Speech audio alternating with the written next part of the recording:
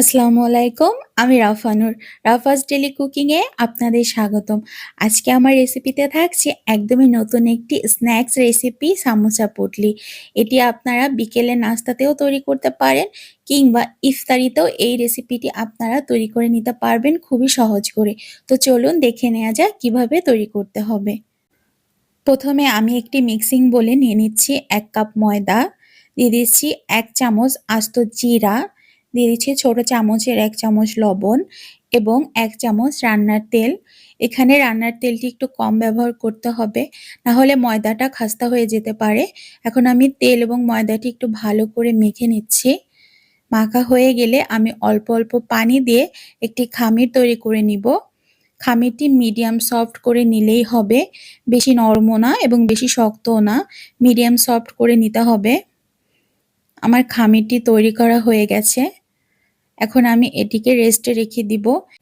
খামিরটির উপরে কিছুটা তেল মেখে আমি এটিকে ঢাকা দিয়ে রাখছি ৫ মিনিটের জন্য। এখন আমি একটি বোলে নিয়ে নিচ্ছি একটি সিদ্ধ আলু স্মল সাইজ করে নিয়েছি এবং দিয়ে দিচ্ছি ১ কাপ মটরশুঁটি সিদ্ধ। আমি এখন এই সবগুলো একটি ম্যাশার দিয়ে ম্যাশ করে নিব।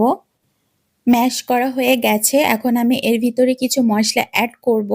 দিয়ে দিচ্ছি একটা বড় সাইজের পেঁয়াজ কুচি এবং ২টি কাঁচামরিচ কুচি, ১ চামচ চাট মশলা, ১ চামচ ধনিয়ার গুঁড়া, হাফ চামচ জিরার গুঁড়া এবং ছোট চামচের ১ চামচ চিলি ফ্লেক্স এবং ১ চামচ লবণ। দিয়ে দিচ্ছি কিছুটা ধনেপাতা কুচি। এখন আমি এই সবগুলো উপকরণ হাত দিয়ে একটু ভালো করে মেখে নিচ্ছি। মাখানো হয়ে গেছে। এখন আমি অল্প কিছু পুর নিয়ে হাতের সাহায্যে আমি একটি শেপ দিয়ে নিচ্ছি। আমি আপনাদের দেখিয়ে দিচ্ছি কিভাবে শেপ দিতে হবে। দেখতেই পাচ্ছেন কিভাবে শেপ দিয়ে নিতে হবে। আমার সবগুলো পুরে শেপ দেওয়া হয়ে গেছে।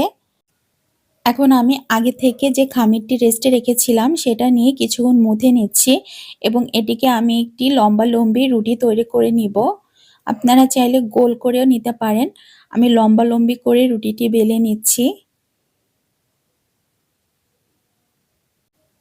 আমার রুটিটি তৈরি হয়ে গেছে। এখন আমি একটি স্টিলের ধারালো মুখওয়ালা গ্লাস নিয়েছি। আপনারা চাইলে বাটিও নিতে পারেন। এখন এটি দিয়ে আমি গোল গোল করে কেটে নিচ্ছি। দেখতেই পাচ্ছেন কিভাবে শেপ দিতে হবে এবং পাশ থেকে এক্সট্রা যে খামিরটি রয়েছে সেটি আমি তুলে নিচ্ছি। এখন আমি এখানে সেই পুরগুলো দিয়ে দিচ্ছি এবং এই পুর দিয়ে আমি একটি পুঁটলি তৈরি করে নিব। আমি আপনাদের সুবিধার্থে একটি পুঁটলি তৈরি করে দেখিয়ে দিচ্ছি।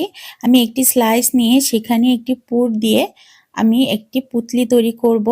এভাবে করে সাইড থেকে ঘুরিয়ে ঘুরিয়ে পুঁটলিটি তৈরি করে নিতেই হবে।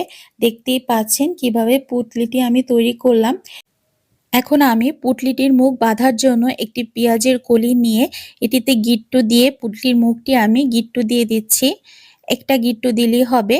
এভাবে করে আমি সবগুলো তৈরি করে নিয়েছি। দেখতেই পাচ্ছেন। এখন এগুলোকে আমি তেলে ভেজে নিব। আমি একটি পাত্রে তেল গরম করতে দিয়েছিলাম। তেলটি যখন গরম হয়ে যাবে, সামোসা পুঁটলিগুলো আমি তেলের ভিতরে দিয়ে দিচ্ছি এবং এটিকে আমি ব্রাউন কালার করে বা বাদামি কালার করে ভেজে নিব। আমার পুঁটলিগুলো কিন্তু বাদামি কালার করে ভেজে নেওয়া হয়ে গেছে। এগুলোকে এখন আমি তুলে নিব। আশা করি আপনাদের ভিডিওটি ভালো লেগেছে। যদি ভিডিওটি ভালো লেগে থাকে তাহলে অবশ্যই আমার চ্যানেলটি সাবস্ক্রাইব করে পাশে থাকা বেল আইকনটি অলে প্রেস করে রাখবেন। আল্লাহ হাফেজ।